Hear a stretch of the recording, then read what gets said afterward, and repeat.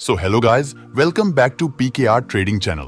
Guys, आज की ये वीडियो हमारी स्मार्ट मनी कॉन्सेप्ट सीरीज की सेकंड वीडियो होने वाली है, जिसमें हम स्मार्ट मनी के ट्रू स्ट्रक्चर मैपिंग को बहुत ही आसान तरीके से लाइव ट्रेड के साथ समझेंगे। इससे पहले मैंने स्मार्ट मनी कॉन्सेप्ट सीरीज की पार्ट 1 वीडियो बना दिया है। अगर आप नहीं देखे हैं तो उसे एक बार जरूर देख लेना। गाइस, इस वीडियो में मैं आप लोगों को जो सिखाने जा रहा हूँ वो इतना ज्यादा इंपॉर्टेंट होने वाला है कि आप इसे सीखे बिना स्मार्ट मनी के साथ में ट्रेड नहीं कर पाएंगे। लेकिन अगर आप इसे सीख जाएंगे तो आपको ये पता चल जाएगा कि एक्चुअल में स्मार्ट मनी जो होते हैं वह मार्केट को कैसे मूव करते हैं। अगर आप ये सीख जाएंगे तो आप स्मार्ट मनी के माइंडसेट से चार्ट रीडिंग करना भी सीख जाएंगे और आप भी स्मार्ट मनी के साथ में ट्रेड कर सकेंगे और अच्छा प्रॉफिट जनरेट कर पाएंगे। तो इसलिए आपको इस वीडियो को बहुत ध्यान से एंड तक देखना है और वीडियो को बिल्कुल भी स्किप नहीं करना है, क्योंकि आगे मैं आप लोगों को स्मार्ट मनी कॉन्सेप्ट सीरीज की जो भी वीडियो बनाऊंगा उसमें भी ये नॉलेज आप लोगों को बहुत ज्यादा हेल्प करेगी। इसको सीखे बिना आपको आगे की स्मार्ट मनी सीरीज की वीडियो समझ नहीं आएगी। तो चलिए वीडियो को स्टार्ट करते हैं। आप वीडियो को एक लाइक कर लीजिए और अगर आप इस चैनल पर नए हैं तो चैनल को भी सब्सक्राइब करके बेल नोटिफिकेशन को ऑल पर सेट कर लीजिए।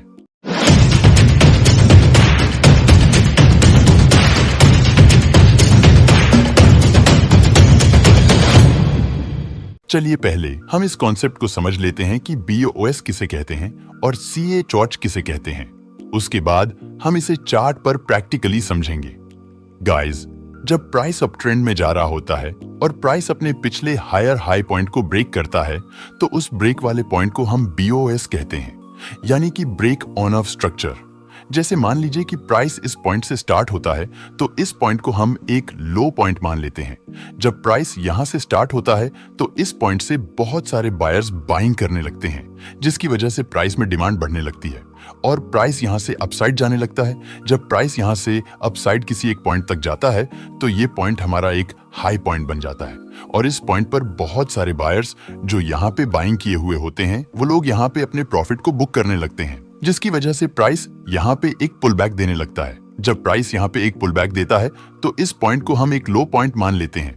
जब प्राइस पुल बैक दे देता है तो बहुत सारे न्यू बायर्स दोबारा से यहाँ से बाइंग करने लगते हैं, जिसकी वजह से प्राइस में फिर से डिमांड बढ़ने लगती है और प्राइस फिर से अपसाइड जाने लगता है।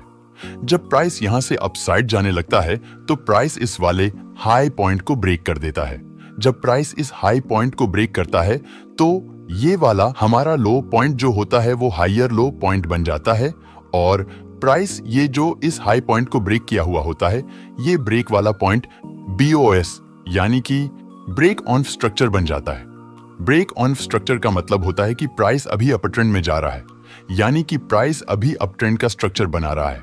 जब प्राइस इस हाई पॉइंट को ब्रेक करता है तो यहाँ पर ब्रेकआउट को देखकर और ज्यादा नए बायर्स बाइंग करने लगते हैं, जिसकी वजह से प्राइस में और ज्यादा डिमांड बढ़ने लगती है और प्राइस यहां से अपसाइड जाने लगता है। जब प्राइस यहां से अपसाइड जाता है और फिर से किसी एक पॉइंट पर पहुंचता है तो ये वाला पॉइंट हमारा एक हाई पॉइंट बन जाता है और बहुत सारे बायर्स जो यहाँ पे और यहाँ पे बाइंग किए हुए होते हैं वो लोग इस पॉइंट पर अपने प्रॉफिट को बुक करने लगते हैं, जिसकी वजह से प्राइस फिर से एक पुल बैक देने लगता है।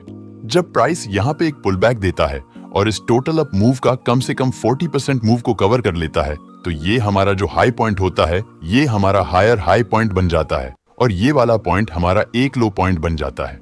गाइस, आपको याद रखना है कि अगर प्राइस इस टोटल मूव को कम से कम 40% कवर नहीं करता है और पहले ही रिवर्स हो जाता है तो हम इसको हायर हाई पॉइंट नहीं मानेंगे। ये हमारा हायर हाई पॉइंट तभी बनता है जब प्राइस इस टोटल अपसाइड मूव को कम से कम 40% कवर कर लेता है। मुझे आशा है कि आपको सब कुछ अच्छे से समझ आ रहा है। अभी जब मैं आपको इसे चार्ट पर एग्जाम्पल के साथ समझाऊंगा तो आपको और अच्छे से समझ आ जाएगा और आपके कोई भी डाउट नहीं रहेगा। गाइस, जब प्राइस यहाँ पे पुल बैक देता है तो इस लो पॉइंट से फिर से बहुत सारे बायर्स बाइंग करने लगते हैं, जिसकी वजह से प्राइस में डिमांड बढ़ने लगती है और प्राइस यहाँ से फिर से अपसाइड जाने लगता है।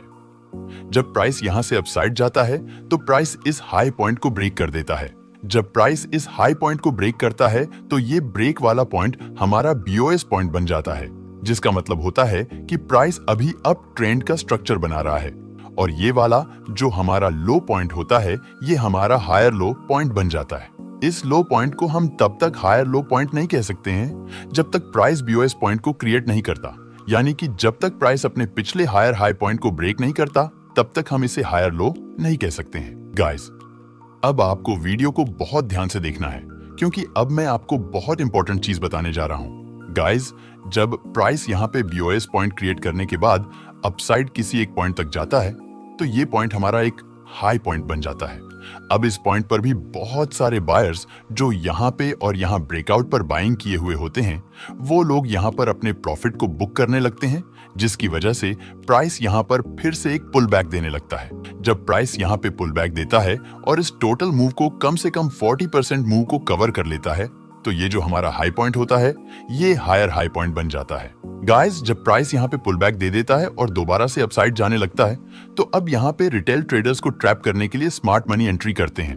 स्मार्ट मनी पहले यहाँ पे थोड़ा सा हेवी क्वांटिटी में सेल ऑन ऑर्डर प्लेस करते हैं, जिसकी वजह से प्राइस में सप्लाई बढ़ती है और प्राइस यहाँ से अपसाइड नहीं जाकर डाउन साइड जाता है और इस वाले स्विंग को ब्रेक कर देता है। अब जैसे ही प्राइस यहाँ पे इस स्विंग को ब्रेक करता है, यहाँ पे बहुत सारे बिगिनर रिटेल ट्रेडर्स देखते हैं कि यहाँ पे ब्रेक डाउन हुआ है, इसका मतलब है कि ट्रेंड अब बदल गया है।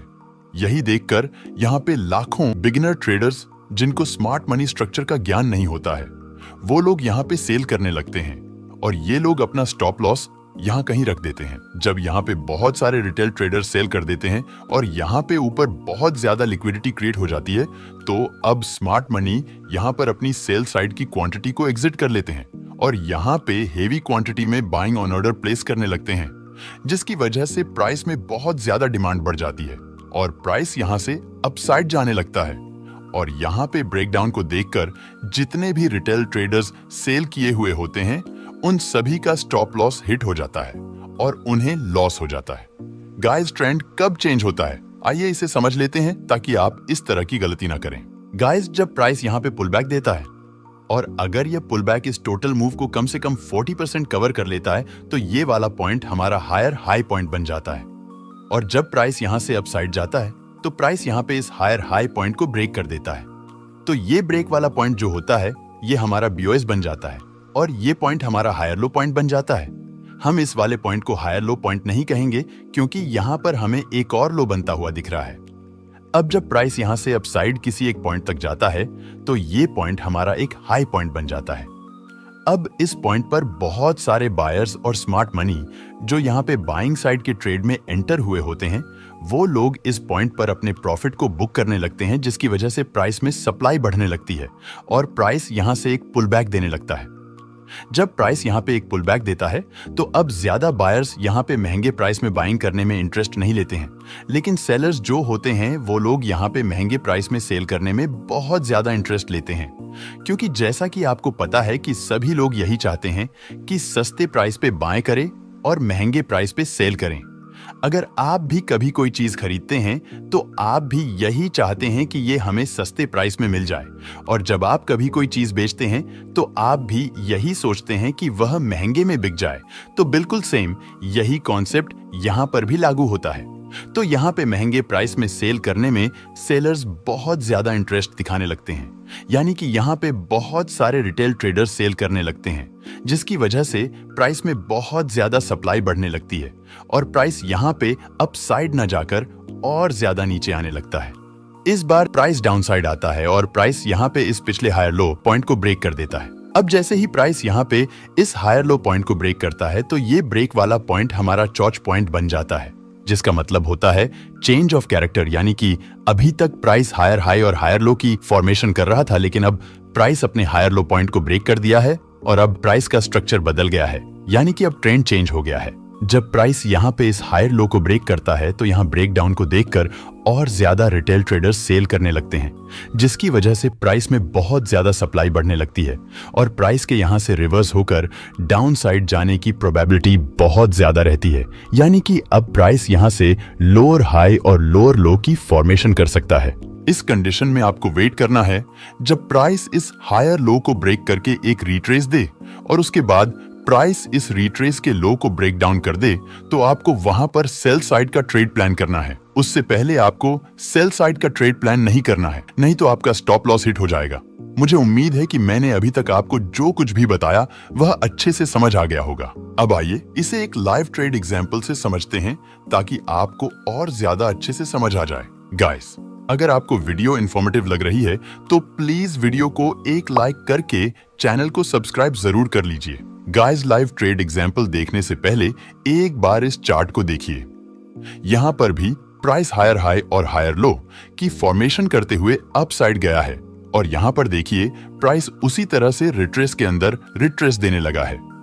अब यहां पर भी बहुत सारे रिटेल ट्रेडर्स सेल कर दिए होंगे और वो लोग अपना स्टॉप लॉस यहां कहीं लगा दिए होंगे, लेकिन हमें इस कंडीशन में सेल साइड का ट्रेड प्लान नहीं करना है क्योंकि प्राइस यहां पर अपने पिछले हायर लो को ब्रेक नहीं किया है।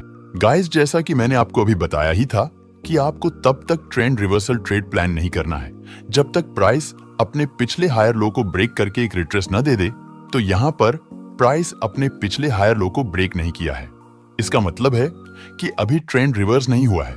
और अब देखिए प्राइस यहां से अपसाइड चला जाता है और यहां पर जितने भी रिटेल ट्रेडर्स ट्रेंड रिवर्सल समझकर सेल किए हुए होते हैं उन सभी का स्टॉप लॉस हिट हो जाता है।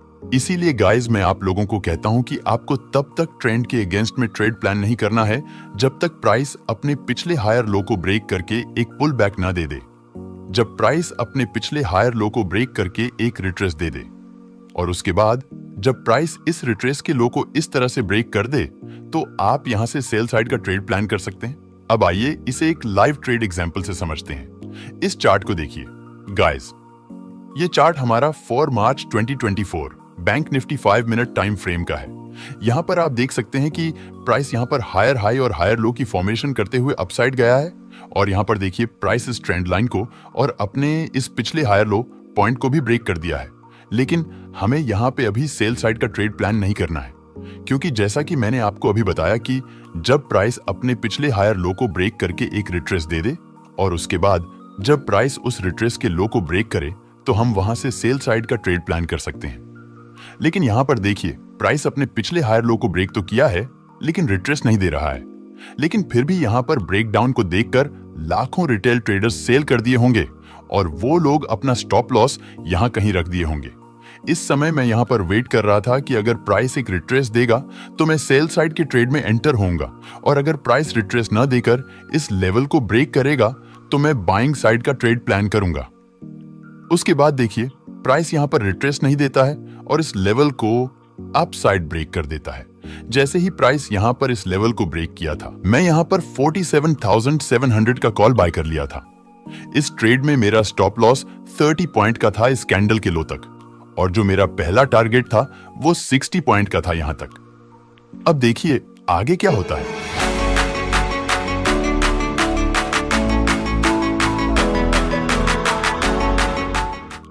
तो गाइस, जैसा कि आपने देखा कि जब मैं यहां पर अपने बाइंग साइड के ट्रेड में एंटर हो गया था तो प्राइस यहां से अप साइड चला जाता है और जितने भी रिटेल ट्रेडर्स यहां पर ब्रेकडाउन को देखकर सेल किए हुए होते हैं उन सभी का स्टॉप लॉस हिट हो जाता है।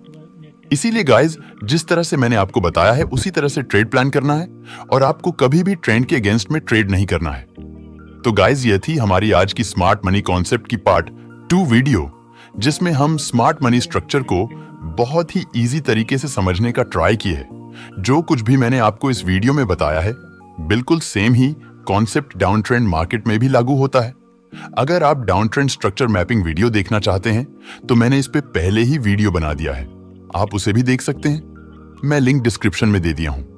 गाइस, अगर आपको इस वीडियो में कुछ समझ ना आया हो तो कमेंट करके जरूर पूछिए और हो सके तो इस वीडियो को एक बार और देख लीजिए ताकि सब कुछ आपके माइंड में सेट हो जाए। सो गाइस, इसी के साथ हम मिलते हैं हमारी स्मार्ट मनी कॉन्सेप्ट की पार्ट 3 वीडियो में। अगर आप अभी तक इस वीडियो को लाइक और चैनल को सब्सक्राइब नहीं किए हैं तो वीडियो को एक लाइक करके चैनल को सब्सक्राइब जरूर कर लीजिए और इस वीडियो को अपने दोस्तों के साथ भी जरूर शेयर कर दीजिए ताकि उन्हें भी कुछ मदद मिल सके। तो मिलते हैं नेक्स्ट वीडियो में, तब तक आप इस चैनल पर जाकर और भी वीडियोस को देख सकते हैं। So goodbye and take care.